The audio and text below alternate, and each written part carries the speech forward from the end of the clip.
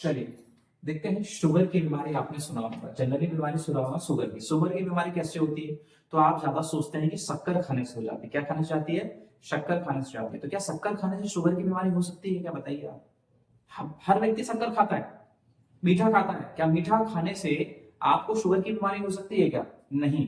याद रखना है, ये जो शुगर की बीमारी का जो खेल है वो शुरू होता है कहां से? हमारी पेनक्रियास से, अग्नाशय से। कहां से शुरू होता है? अग्नाशय से। अग्नाशय में जो है 4 सेल होती है, अल्फा, बीटा, गामा और डेल्टा। ठीक है, याद रखना, अल्फा, बीटा, गामा और डेल्टा। अब हम बात करते हैं किसकी? बीटा सेल की। किसकी बात करते हैं? बीटा सेल की। तो बीटा सेल, याद रखना, यही बीटा सेल, इसमें पाई जाने वाली बीटा सेल ये क्या निकालती है? ये निकालती है, याद रखना, एक हार्मोन जिसका नाम है इंसुलिन। क्या नाम है? इंसुलिन निकालती है। इंसुलिन निकालती है, ठीक है, याद रखेंगे आप। इंसुलिन निकालती है बेटा। जनरली सभी को पता होना चाहिए। आप, इंसुलिन क्या है? एक हार्मोन है। और जितने भी हार्मोन होते हैं वो प्रोटीन प्रकृति के होते हैं। किस प्रकृति के होते हैं? प्रोटीन प्रकृति के होते हैं। अब जब प्रोटीन प्रकृति के होते हैं तो ध्यान से सुनिएगा, प्रोटीन जो है, हार्मोन जो है, वो बैलेंस करता है हमारे शरीर में शुगर को। किसको बैलेंस करता है? शुगर को बैलेंस करता है। आप कैसे करता है उसको हम देखते हैं। आपने जैसे कुछ भी खाया, जैसे फॉर एग्जांपल मैं आपसे कहूंगा कि आपने आज रोटी खाई। क्या खाई? रोटी खाई, चावल खाया, दाल खाई, सब कुछ खाया। जो भी खाया, हमारा शरीर सिर्फ और सिर्फ एक चीज को याद रखता है। वो याद रखता है किसको? ग्लूकोज को। किसको याद रखता है? ग्लूकोज को। कुछ भी खाया आपने, फूड में क्या खाया? जैसे मैं आपसे बोलूंगा, आप क्या खा कर आए? बताइए, फूड में क्या खा कर आया? खाने में क्या खा कर? जैसे आपने बोला हम रोटी खा के आए। क्या खा के आए? रोटी खाई आपने, चपाती जिसे बोलते हैं। और फिर क्या खाया आपने? चावल खाया, है ना, राइस जिसे बोलते हैं, चावल खाया आपने। चावल के बाद और भी चीजें आपने, फ्रूट्स खा लिए, क्या खा लिए? फल खा लिए, फल खाए। शरीर, आपका शरीर सिर्फ ग्लूकोज को जानता है। किसको जानता है? ग्लूकोज। जिससे आपको एनर्जी मिलती है, ताकत मिलती है। क्या मिलती है? ताकत मिलती है। मैं इसकी बात नहीं करूंगा, मैं प्रोटीन की बात करनी नहीं करूंगा, मैं कार्बोहाइड्रेट की बात नहीं करूंगा, मैं विटामिन की बात, किसी की बात नहीं करूंगा। मैं सिर्फ बात करूंगा किसकी? ग्लूकोज की। अब हमारे शरीर में ग्लूकोज है, सभी जानते हैं। क्या है हमारे शरीर में? ग्लूकोज है। डन, इतनी चीज जानते हैं। अब ये ग्लूकोज क्या करेगा? याद रखना है, हमारे शरीर को एनर्जी देगा। क्या देगा? एनर्जी देगा। दिया एनर्जी हमारे शरीर को। अब एनर्जी देने के बाद जो है, अब डायरेक्ट कुछ ग्लूकोज हमारे शरीर में एनर्जी देने के बाद बच जाएगा। क्या बच जाएगा? बच जाएगा। जैसे कि आपके घर में खाना बचता है तो क्या करते हैं आप लोग उसको? अरे खाना बच जाता है आपके घर में तो क्या करते हैं? फ्रिज में रख देते हैं ताकि वो कल हम खा सकते हैं। यही करते कि नहीं करते? तो हमारे शरीर में जो फ्रिज का काम करेगा वो करेगा कौन? लीवर। कौन करेगा? लीवर। जैसे मैंने आपको बताया, यहाँ पर देखिए मैंने एक तरफ लिखा है, ये फूड को स्टोरेज करने का काम करता है। हमारे शरीर का फूड स्टोरेज हाउस होता है। अब याद रखिए, ग्लूकोज ज्यादा मात्रा में हमारे शरीर में होगा तो क्या करेगा? नुकसान करेगा। बॉडी को क्या करेगा? नुकसान करेगा। और जब बॉडी को नुकसान करेगा तो दिक्कतें आएंगी। इसीलिए डायरेक्ट ग्लूकोज जो है हमारे शरीर में स्टोर नहीं होता है। हमारे शरीर में अग्नाशय से एक हार्मोन निकलता है। क्या निकलता है? हार्मोन निकलता है। अब उस हार्मोन का नाम क्या है? मैंने आपको कहा था, बताया था, उस हार्मोन का नाम क्या है? इंसुलिन। क्या नाम है उसका? इंसुलिन। बीटा सेल से निकलता है, याद रखिएगा। उस हार्मोन का सभी, जनरली सभी को पता होना चाहिए, दैनिक जीवन में पता होना चाहिए कि शुगर जो है शक्कर खाने से नहीं होती है। अभी इसको हम दूध का दूध, पानी का पानी अभी कर देते हैं। देखिए अब उसके बाद क्या होता है कि इंसुलिन क्या करता है? इस ग्लूकोज को काय में कन्वर्ट करता है? ग्लाइकोजन। काय में कन्वर्ट करता है? ग्लाइकोजन में कन्वर्ट कर देता है। देखिए इसको कर दिया इसने ग्लाइकोजन में कन्वर्ट कर दिया ग्लाइकोजन में कन्वर्ट। जब इस ग्लूकोज को उसने ग्लाइकोजन में कन्वर्ट किया कि नहीं किया? ग्लाइकोजन में। अब ग्लाइकोजन जो है ये कहां स्टोर रह सकता है? जल्दी बताओ। ये लीवर में रहेगा। कहां रहेगा? लीवर में रहेगा, माने कि यकृत में रहेगा। कहां रहेगा? यकृत में रहेगा। क्लियर है कि नहीं क्लियर है?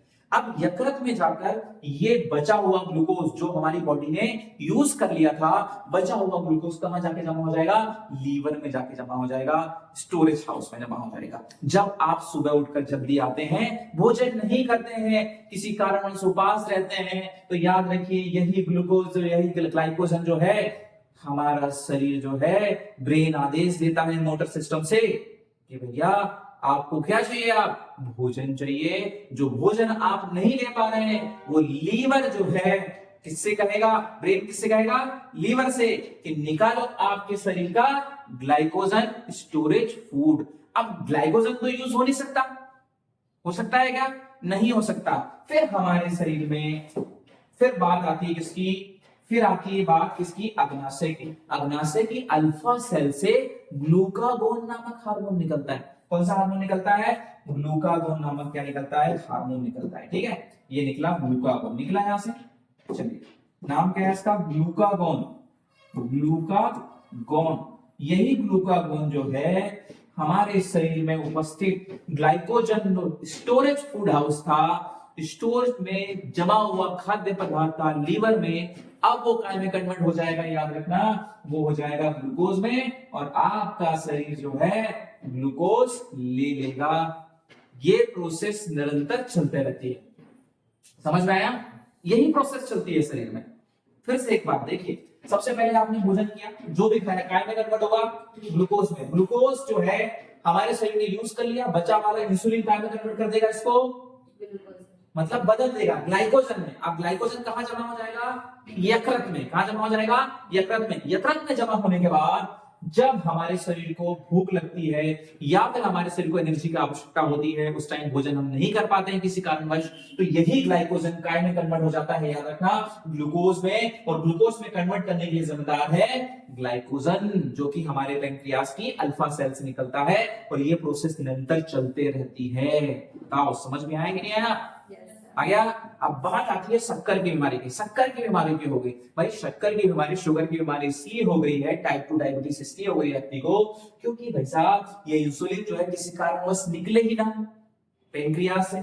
कहां से ना निकले, पेंक्रियास से निकले ही ना। और जब ये निकलता नहीं है पेंक्रियास से, या किसी कारण कम बनता है, तो कम बनने से, याद रखना, इंसुलिन के कम बनने से हमारे शरीर में किसकी मात्रा बढ़ने लगेगी, बताओ जल्दी से, किसकी मात्रा बढ़ने लगेगी, देख के बताओ जल्दी फटाफट बच्चों, देख के बताओ हमारे शरीर में किसकी मात्रा बढ़ने लगेगी, ग्लूकोज की।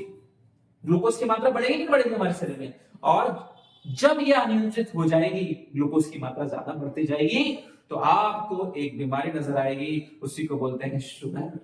क्या बोलते हैं, शुगर, डायबिटीज बोलते हैं। क्या बोलते हैं, डायबिटीज। आज के बाद आप ये कभी नहीं बोलोगे कि डायबिटीज जो है शक्कर खाने से होती है, ना ना, शक्कर खाने से नहीं होती है, ये इसकी वजह से होती है, इंसुलिन।